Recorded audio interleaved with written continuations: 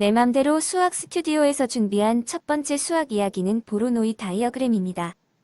보로노이 다이어그램은 다음과 같이 총 5편의 영상을 통해 소개될 예정입니다.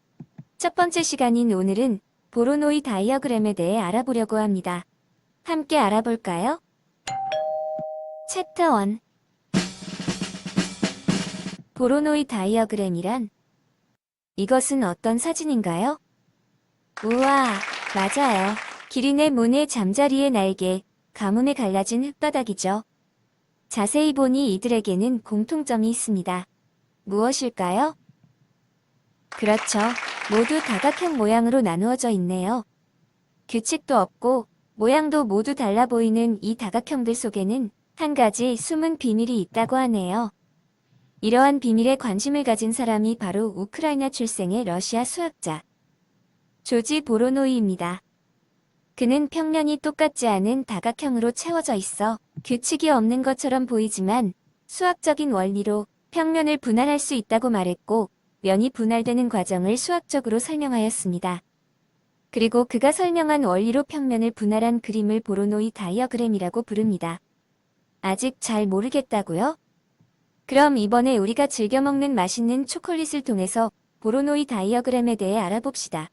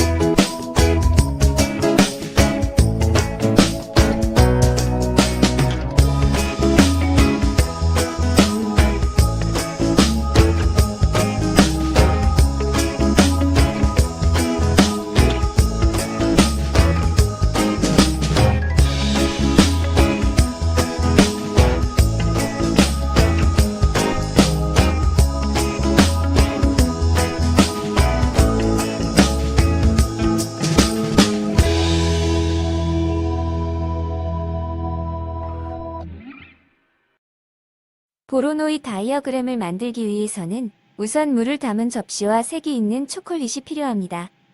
색이 있는 초콜릿을 물이 담긴 접시에 놓아봅니다. 곧 초콜릿의 색소가 충돌하면서 경계선이 형성되는 것을 볼 수 있었죠? 이번에는 색깔이 다른 초콜릿 여러 개로 보로노이 다이어그램을 만들어 볼까요?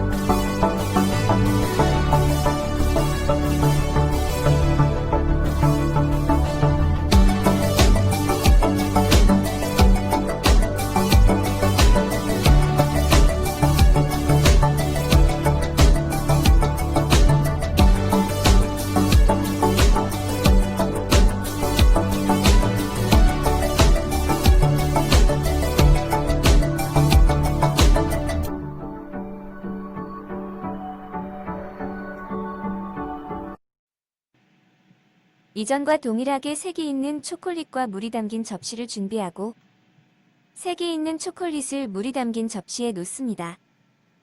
곧 색소가 원을 그리면서 평면 위에서 번지고 서로 충돌하게 되며 경계선이 만들어집니다.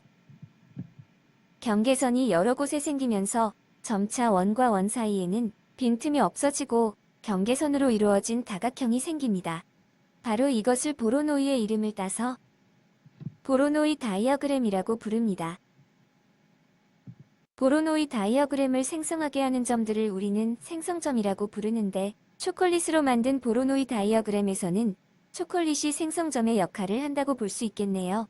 초콜릿의 색소들이 경계를 이루는 곳을 경계선, 이러한 경계선들로 둘러싸인 다각형을 보로노이 다각형이라고 합니다. 이제 보로노이 다이어그램이 조금 친숙해졌나요? 그럼 보로노이 다이어그램의 특징에 대해 알아봅시다.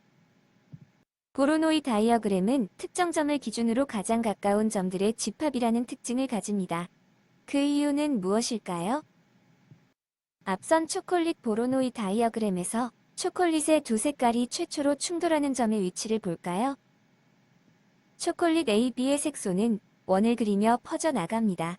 그리고 어느 한 지점에서 충돌하게 되고 그 이후부터 경계를 만들어갑니다. 초콜릿 A, B의 색소가 충돌하는 지점을 점씨라고 하겠습니다. 초콜릿 A, B에서 충돌 지점인 점씨는 A로부터의 거리와 B로부터의 거리가 서로 같습니다. 점씨를 지나면서 선분 AB의 수직인 선을 그으면 그 선은 선분 AB의 수직 2등분선이 되겠지요. 이 선 위의 모든 점은 점 A, 점 B까지의 거리가 같습니다. 두 색소가 번져나갈 때 생기는 경계선은 바로 수직 2등분선을 기준으로 생기게 됩니다. 보로노이 다이어그램은 이러한 경계선들로 이루어져 있죠.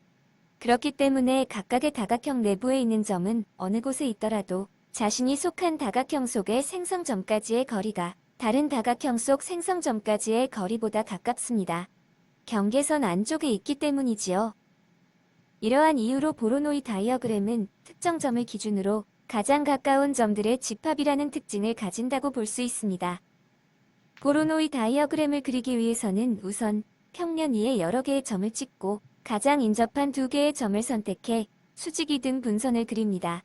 이렇게 하면 평면은 수직 2등 분선에 의해 여러 개의 다각형으로 분할되고 이렇게 분할된 평면을 우리는 보로노이 다이어그램이라고 부릅니다.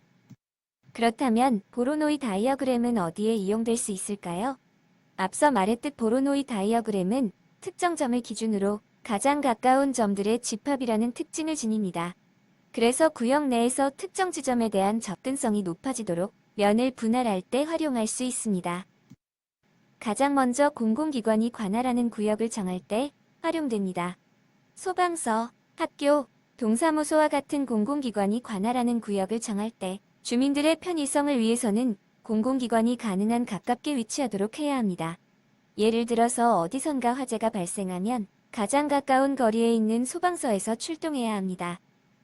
이때 소방서를 생성점으로 하고 보로노이 다이어그램으로 소방서의 관할 구역을 정하게 되는 것입니다.